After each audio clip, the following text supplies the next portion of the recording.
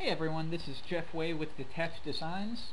Today I'm going to show you how to send email with ASP.NET. You're going to find it's a lot easier than you might think, but you might find so many problems with it because there's many variables that can change depending on the email client that you're using. So hopefully this will help you. Let's take a look at what we're going to build. Very simple example, but it'll get the idea across nicely. We have two text boxes. One with an ID of text email, and the other with the ID of text comments. We have a button and also a label.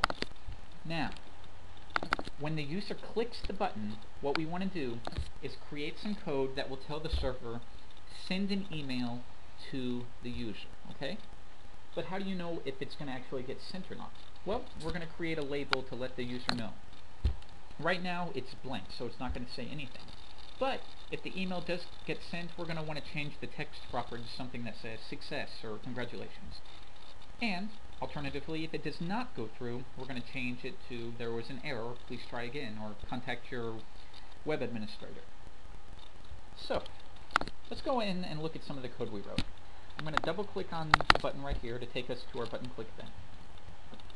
And here's what we're going to be writing. Now this might seem daunting if you're a beginner, but just remember, we're going to be building and building on top of each thing, so it's not going to be that tough at all. We'll start right at the top. We're going to build the body of the email using the string builder class. So here we have sb.append email address. This is simply just going to write the string email address. And then, after the colon, we're going to add text email.text. What is that? Text email.text is going to be the value that the user enters into this text box. So if my email is john@doe.com, text email.text is going to add john@doeemail.com. And then we're going to do the exact same thing for the comments. Okay? What are we going to do next? Well, let's try to send an email. Okay? We're going to put this in a try-catch statement. We're going to try to send the email, and we're going to pass in two parameters that we'll set later. The first parameter will be from. Who is the email from? And the second is going to be body. What is the body of the email? Okay? Here I created a sample email address that I actually did for a client not too long ago. That will be the from, and the to will be this sb.toString. What is sb.toString? Well, it's this right here that we created. Okay? It just contains the body of the email. Okay, so we're going to send that email. Now, if there's a problem, we're going to want to catch it, and we're going to change label confirm.text, which is the label that we created right here. We're going to change that to there was an error, so that the user knows there was a problem, it didn't go like we planned on, okay? So now we need to create send mail, okay? So we're going to do that right here. Okay, so try send email. What is send mail? It's going to be right here. The first thing we need to do if we want to work with the mail, with the mail class, is we're going to need to import system.net.mail at the very top, okay? If you don't do this, it's not going to work and you're going to get many errors. So make sure you do that at the very top of your code behind page. Then email as new mail message. Now, it can accept anywhere from 0 to 4 parameters, okay? We're going to do the simplest method, which is where we're going to put all of it in the one thing up here, and I'll explain that a little bit later. So then email as new mail message. The first parameter will be who is it from? Well, it's going to be from this sample email address that I created. Okay.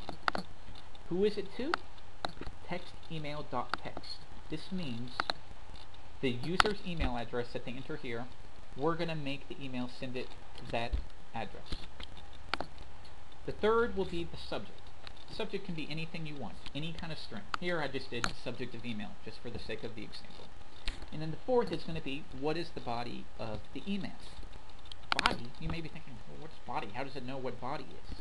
Well, body is, if you remember, the second parameter that we're going to accept, by thou body as string. Okay? So what's the second parameter? Well, let's go up here. Send mail. What's the second parameter? Body. sb.toString. What is that? Once again, we created this up here. So that is what body is equal to. Very simple.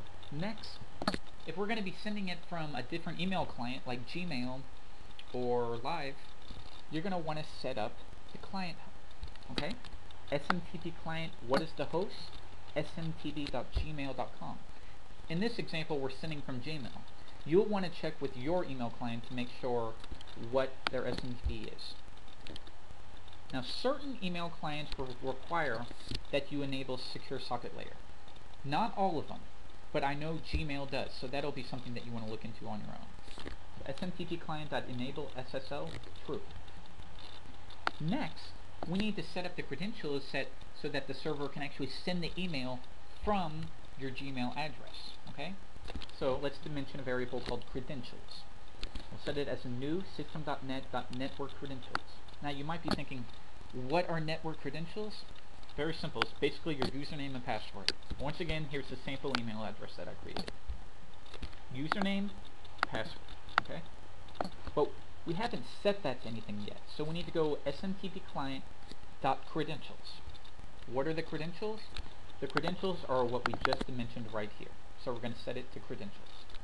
And then last, which a lot of people forget, you actually have to send the email. So smtp client.send. And then in parentheses, you need to tell it, what are we sending? Email. What is email? Email is what we just created, okay?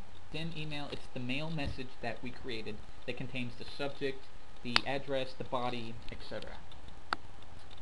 And then we want to give the user some kind of feedback to know, yes, the email was sent. So we're going to change that label, once again right here. Oops, sorry. We're going to change that label to success, so they know everything worked out just fine, okay? So let's just kind of try the example out. Okay. Right here. Let's say the user just hits send email and doesn't do anything. Aha! There was an error. Why is this happening? Because if we go back up here, we're going to try to send the email. But if there was a problem, and obviously there was a problem because we didn't enter any email address or username, we caught that and changed the label to there was an error. Okay? And here, I'll put in my email address. Send email.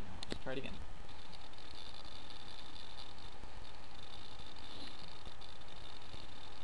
I'm on somewhat of a slow server, so give it just a moment.